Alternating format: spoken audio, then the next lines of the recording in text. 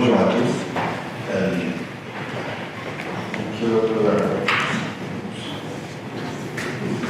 Je suis expert serveur à l'application du département de production de la Caisse nationale de l'allocation familiale.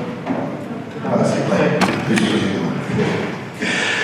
Donc, dans le département de production de la Caisse nationale de l'allocation familiale. Bon, quelques éléments de contexte, parce qu'on est surtout connu, c'est vrai, pour la plupart d'entre vous, pour ce qui est le CAF.fr, qui est un petit peu notre vitrine aujourd'hui. Donc, un système d'information qui est sollicité un petit peu à géométrie variable, puisque on est tributaire d'annonces qui sont soit réglementaires, soit du politique, qui annoncent de nouvelles prestations ou des changements. Donc, on manipule tout un tas de technos différentes. Aujourd'hui, c'est vrai que on s'est modernisé. Notre CAF.fr, aujourd'hui, il est responsive design. Voilà. On a fait pas mal de travail sur les dernières années. Mais bon, comme beaucoup, on se traîne aussi un legacy assez important. On est avec du COBOL sollicité, mais à haute fréquence quand même, du 12 500 transactions par seconde quand on est en période de pointe sur le CAF.fr. Voilà, donc une DSI qui a 101 caisses derrière, puisque une CAF, c'est un organisme indépendant, mais pour autant, on offre le système d'information pour l'ensemble des caisses. Donc, 35 000 postes, et puis pour donner un petit ordre d'idée, ce que nous envoient les allocataires, c'est 1,3 million de pièces jour qu'on numérise et qu'on traite, donc c'est déjà pas mal.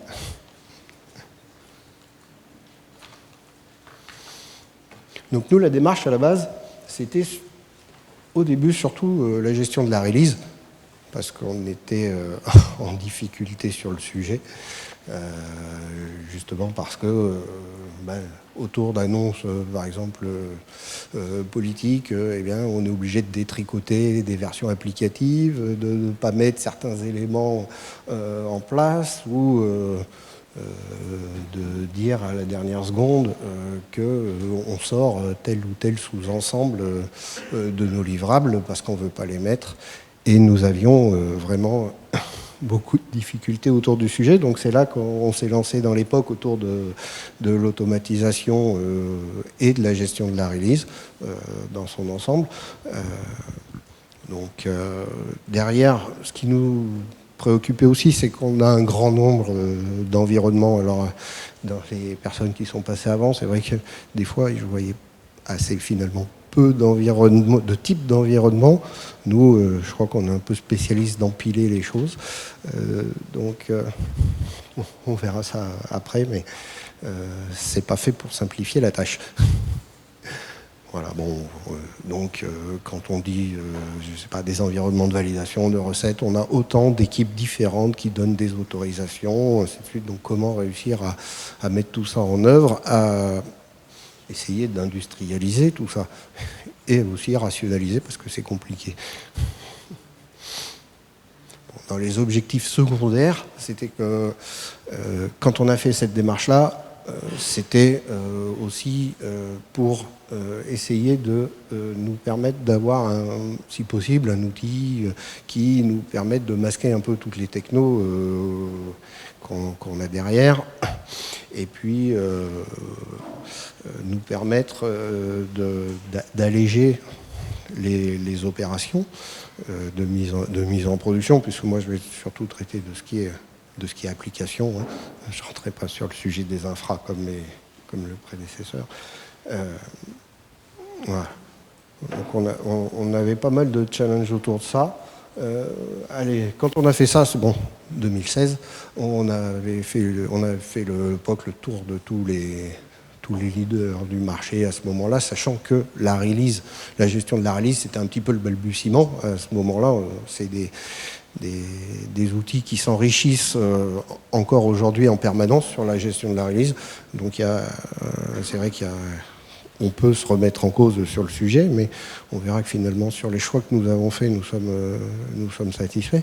Et, bon, après, un petit peu de délai de mise en œuvre, hein, donc on a choisi, on a fait nos POC sur cette période-là. On a choisi la solution en fin 2016, mais on a réellement démarré qu'en 2018. Donc, ce qui a fait qu'on a choisi, entre autres, la solution Xebia Labs au travers des POC et de tout ce qu'on a pu tester dans ce cadre-là, c'était vraiment la facilité de mise en œuvre quand on a commencé à travailler sur ce qui était gestion de release, ce qui était les notions d'approbation, de choses comme ça, gestion de droit, qui nous permettait d'arriver sur un système de gestion de la release qui nous satisfaisait. Et puis derrière, en fait, ce qui nous a convaincus sur l'ensemble de la solution, ça a été le fait que quand on a mis le doigt sur la partie XL Deploy, en l'occurrence, on a trouvé une facilité de mise en œuvre qui a été sans commune mesure avec les autres outils qu'on avait pu tester. La quantité de plugins de base qui vous sont fournis par l'éditeur, parce que bon, c'est autant de travail pour nous, même si on met tous notre couche autour de ce qui vous est fourni, parce qu'on a tous nos petites spécificités. Aucune solution est magique, comme on le dit, hein, on met toujours un petit peu de rose aux joues. On avait quand même énormément de choses qui nous étaient fournies et sur lesquelles on avait des manques flagrants dans notre production. Après, les dictionnaires, bon, ça c'était quelque chose que nous, en fait, il faut savoir qu'on avait notre propre outil, puisqu'initialement, c'était tout ce qui était WebSphere, notre plus grosse partie de livrable. Hein, une version, c'était plus d'une centaine d'installations. Donc ça allait tout de suite sur des choses un petit peu compliquées avec des paramètres dans tous les sens, comme on sait tous le faire.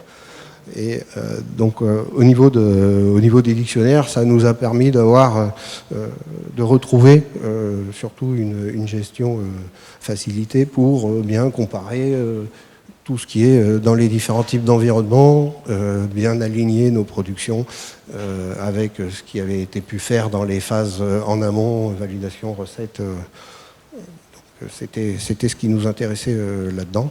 Et puis dans les derniers éléments de facteurs de décision, c'est qu'on avait, dans les échanges qu'on a avec l'éditeur, donc nous afficher tout ce qui était programmé, et dans les évolutions sur la release, il y avait, au moment où on l'a fait, des nouveautés qui nous intéressaient fortement. Et puis on avait fait un petit passage sur les différentes positions au titre du Gartner, et ça nous a globalement convaincus. Donc ça, c'est pour vous donner un petit ordre d'idée de la manière dont on gère nos environnements, sachant qu'entre-temps, il y en a encore de nouveaux qui sont apparus. Donc quand vous gérez un cycle de vie applicatif là-dedans, où on a à la fois du cycle en V classique, on fait aussi de l'agile qui passe au milieu de tout ça, bon, c'est d'une complexité sans nom quand on veut s'y retrouver.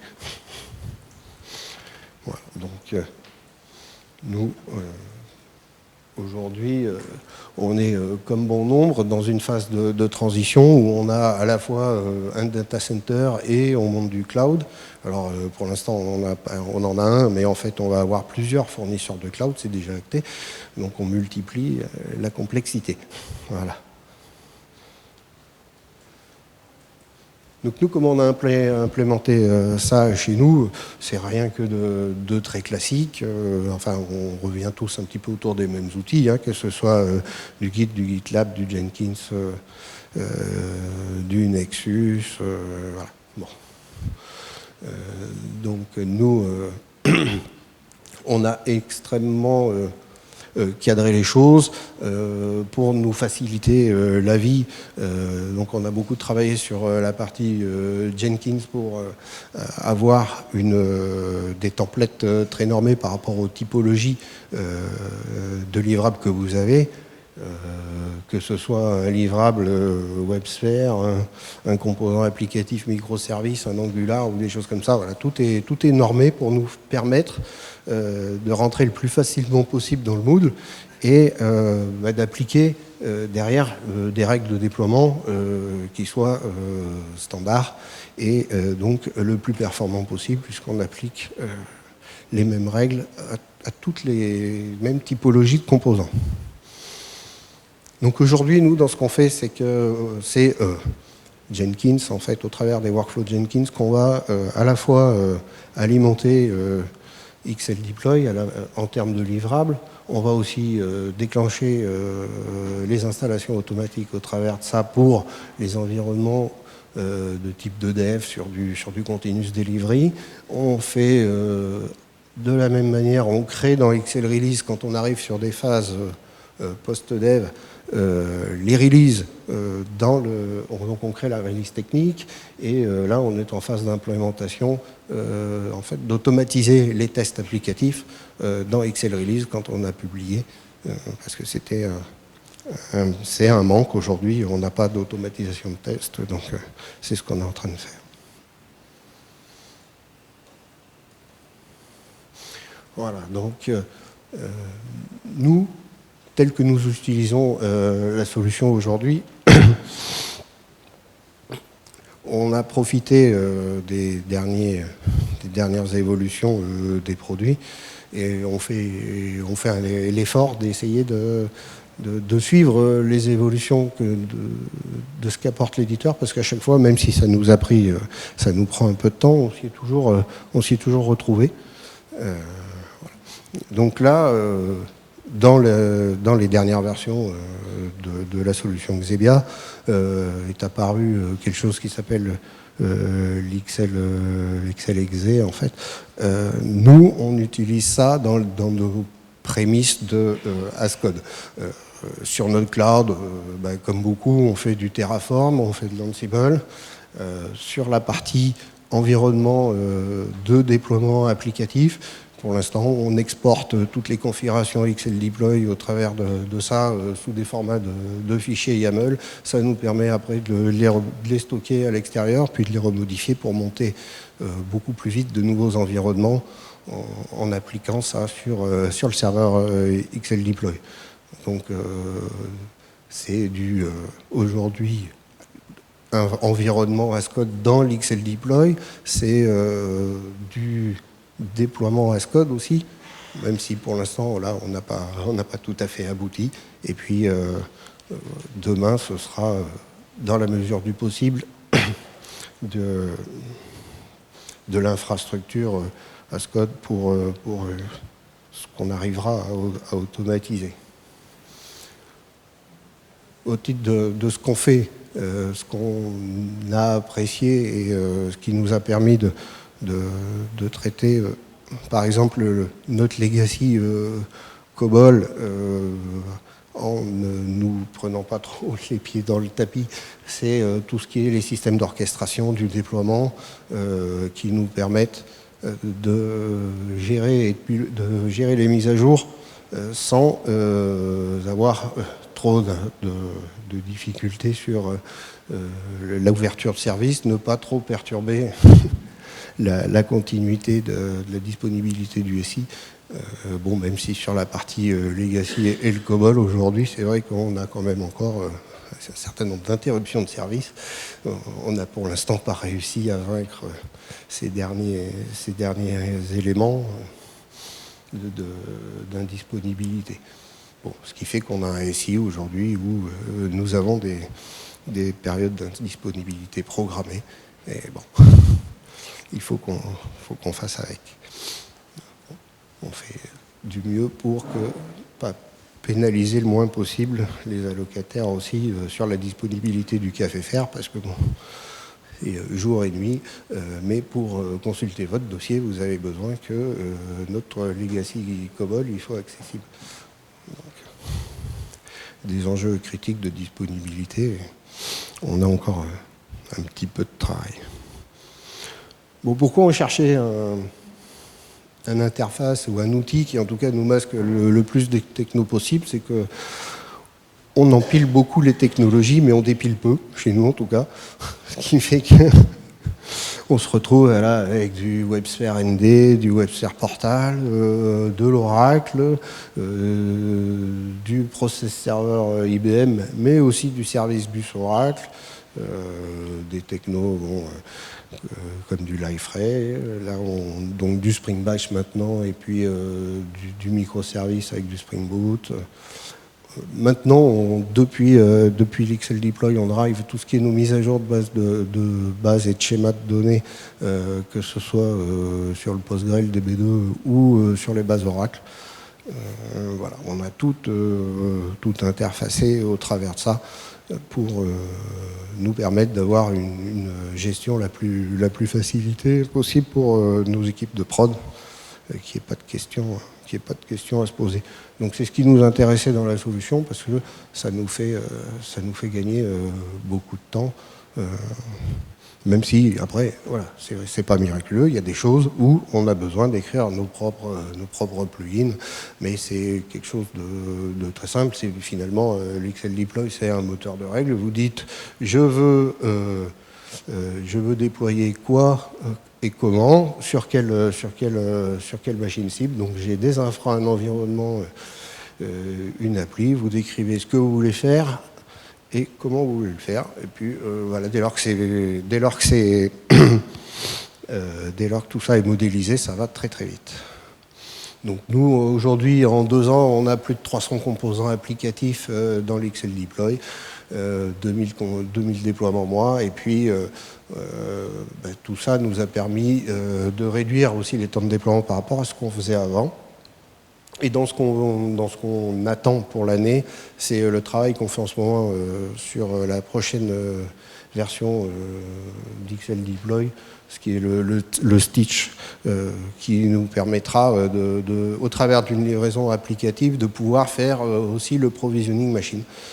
Voilà, donc d'essayer, tant que faire se peut, au travers du déploiement d'une appli, qu'on monte l'infra, l'environnement, et que si vous dépubliez cette application, les machines sont déprovisionnées, ou les images de conteneurs sont déprovisionnées. Ça, c'est notre cible. Voilà. Sur la gestion de la release, c'est un domaine compliqué. On s'y est repris à plusieurs fois. On y travaille encore. On en était à la 2e itération sur le sujet. Donc, vous voyez, hein, qu'est-ce que je fais, à quel moment, quels sont les groupes qui ont le droit d'effectuer telles ou telles opérations. Tout ça, ça a été un petit peu long à modéliser. Bon. On a aussi fait après, donc ce dont je vous parlais tout à l'heure, cette notion de release technique. En fait, un composant, quand il est publié, on crée une release technique, on automatise les tests sur ce composant, et une fois que tout ça est validé, derrière, on enchaîne sur le déploiement automatique pour les premiers niveaux des environnements.